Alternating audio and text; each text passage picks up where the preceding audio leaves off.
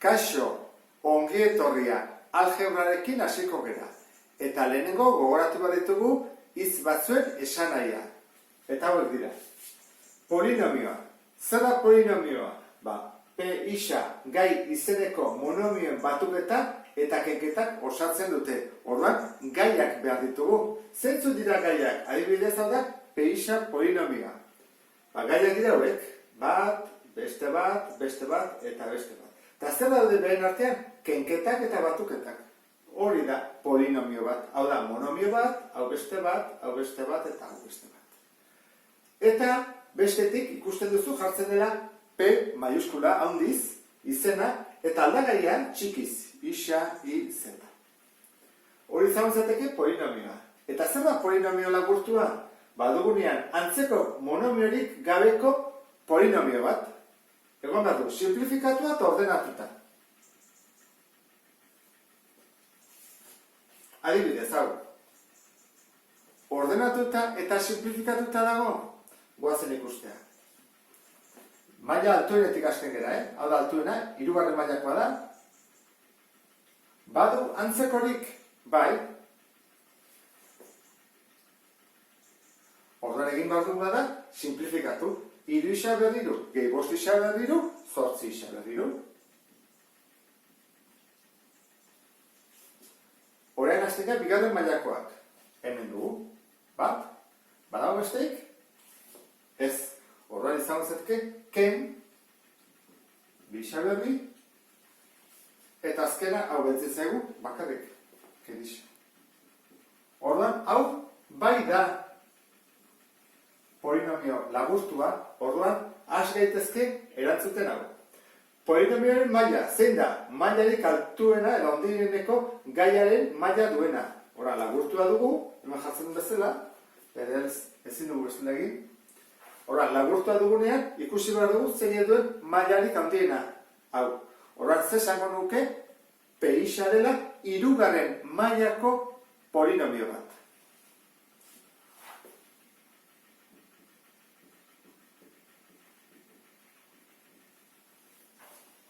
Adibidez, beste ekuazionetan, Q isa ordenatuko genuke, ezta? Hora jarriko dugu handiena, hau da, lehenengo idatziko duguna, 3 isa berlau, gero hau dator,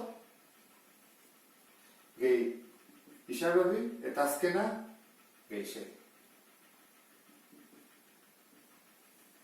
Hemen ordenatu besteik ez du egin.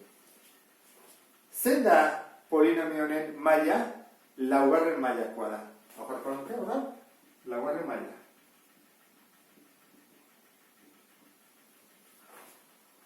Urrengoa gogoratu bat duguna da, koefiziente nagusia zer den. Erabiltzen da batez ere, 2. mailako ekuazioak edo polinomioak ditugunean, behain erronketa aurkitzeko. Mailarik handieneko gaiaren koefizientea. Zein da mailarik handiena? Hau, zein da bere koefizientea? 8. Horran, hau da, 8 da koefiziente nagusia. Hemen, zein da mailarik altuena duena? Monomio hau.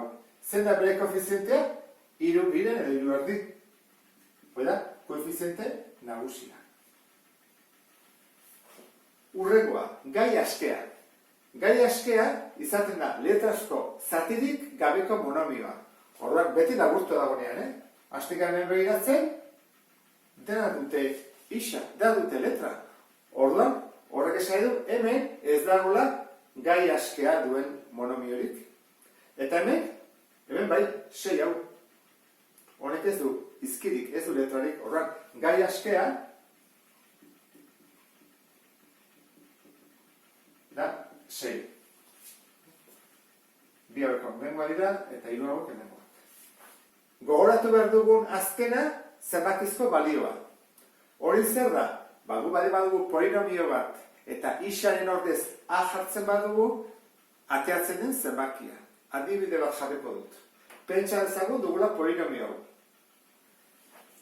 P isa berdin 8 isa berdiru, ken 2 isa berdin, ken isa. Eta kalkulatu nahi dugu zenbakizko balioa, baina isaren ordez jartzen dugunean adibidez, 2. zer egin behar dugu? Isak kendu eta bere ordez jarri beti bi. Horrela izango litzake. Bi, isak kendu dut eta bi jarri dut. 8 bider parentesia beti bazpa ere. 2 bider bi behar bi eta ken bi. Lehenengo zer egiten dira berreketak, ezta? Horan, 2 bider 8. Horan da, 8 bider 8 ken 2 bider 2 berbi 4 ken 2. 8 bider 8 64. Hau da, 8 eta da 2. 64 ken 8 ken 2 da, 64 ken 10 bezala, beraz 54. Hora esango nuke, bere balioa,